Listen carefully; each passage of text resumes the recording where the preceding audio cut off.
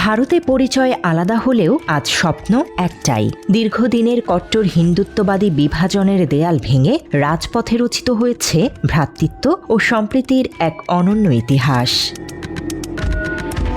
একসময় যে ভারতে মুসলিমদের উপর অত্যাচার নির্যাতনে পুলিশও সঙ্গ দিত, দাড়িটুপি দেখলেই হেনস্থার শিকার হতে হতো কিংবা জোর করে জয় শ্রীরাম বলানোর মতো অমানবিক অভিযোগ উঠত, আজ সেই দেশের ছবিটা সম্পূর্ণ ভিন্ন। দিল্লির যন্তর মন্তরে হিন্দু, মুসলিম, শিখ, খ্রিস্টান ও বৌদ্ধ ধর্মাবলম্বী হাজার হাজার তরুণ কাঁধে কাঁধ মিলিয়ে স্লোগান দিয়েছে একই মঞ্চে। পুলিশের সামনেই বন্দে মাতারামের পাশাপাশি রাজপথে এখন একযোগে ধ্বনিত হচ্ছে ইনকিলাব জিন্দাবাদ এবং নারায়ে তাকবীর, আল্লাহু আকবার স্লোগান।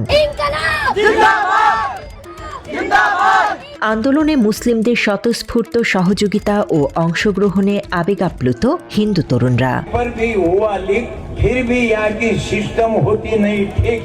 ভারতীয়দের আজ একটাই উপলব্ধি, মুসলিমরা তাদের পর কেউ না।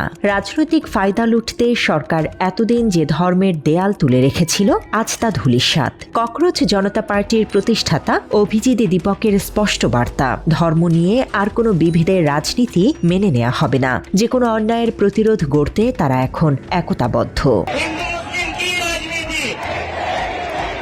ধর্মীয় ভেদাভেদ ভুলে সবসময় মুসলমানদের পাশে থাকার বার্তা দিয়েছেন ভারতীয়রা। তারা আরও স্পষ্ট জানিয়েছে, বিভাজনের রাজনীতি বা কোনো বিশেষ রাজনৈতিক গোষ্ঠীর মূল এজেন্ডা আর কোনোভাবেই বাস্তবায়ন হতে দেয়া হবে না।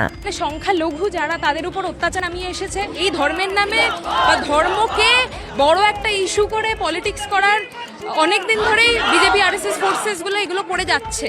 তাদের একমাত্র এজেন্ডা হচ্ছে হিন্দুত্বকে এস্টাবলিশ করা এবং মুসলমানদের উপর অত্যাচার করা, মুসলমানদের সাধারণ জীবন যাপনকে ডিস্টার্ব করা। এবং ওনাদের এজেন্ডার জন্য আমরা এর আগে তাদের বহু জায়গায় বহু নমুনা দেখেছি এবং আগামী দিনে বাংলার বুকে দেখার চান্সেস তো কম নয়, কিন্তু যতই হোক না কেন এর আগেনস্টে আমরা রাস্তায় থাকব। ভ্রাতৃত্বের এই বন্ধন কতটা গভীর তার বড় প্রমাণ মেলে আন্দোলনের এক কঠিন মুহূর্তে।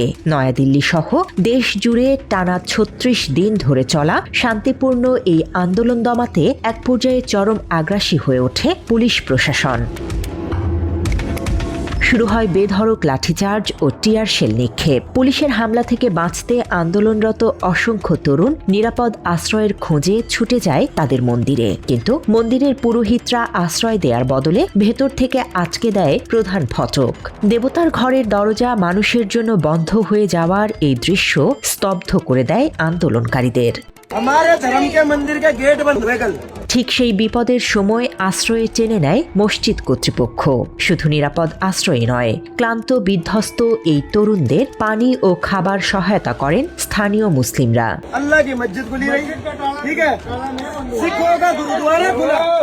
মাত্র ৩০% টাকায় জমির মালিক হয়ে নতুন বাংলাদেশের গড়ে তোলার স্বপ্ন দেখা বাংলা বসতি।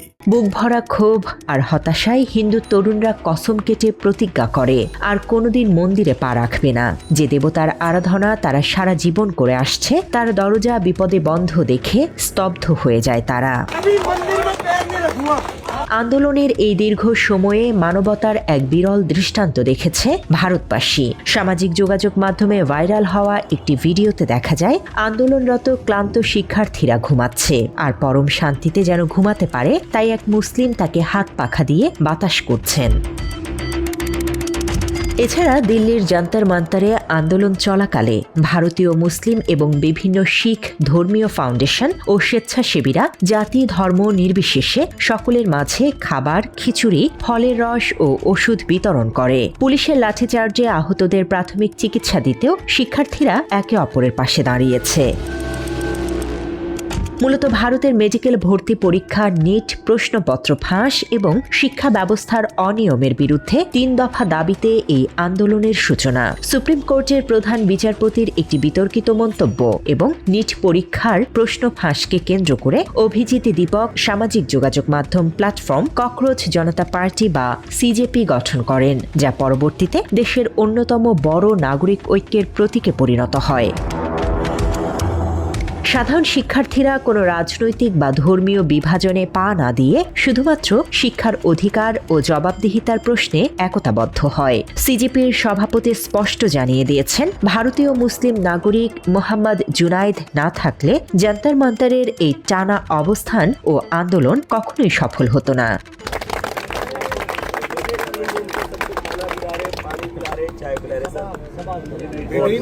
শুধু শিক্ষার্থীরাই নয়, দেশের বিভিন্ন প্রান্ত থেকে সাধারণ গৃহিণী ও অভিভাবকেরা তাদের সন্তানদের নিয়ে এসে জেন জি প্রজন্মের এই আন্দোলনের প্রতি সংহতি জানায়। বিপদের দিনে যারা ধর্ম দেখেনি সেই মুসলিম সম্প্রদায়ের প্রতি অশেষ কৃতজ্ঞতা জানিয়েছে হিন্দু তরুণরা। অবশেষে সর্বস্তরের মানুষের এই নজিরবিহীন সর্বজনীন ঐক্যের মুখে পড়ে ২৫ জুলাই ২০২৬-এ ভারতের কেন্দ্রীয় শিক্ষামন্ত্রী ধর্মেন্দ্র প্রধান পদত্যাগ করতে বাধ্য হন। দিল্লির জান্তার মান্তার প্রমাণ করেছে, দেশের যুব সমাজ যখন সাধারণ স্বার্থে একজোট হয় তখন ধর্মীয় বা সামাজিক প্রাচীরগুলো ভেঙে এক অভূতপূর্ব মানবিক ও গণতান্ত্রিক ঐক্যের সৃষ্টি হয়।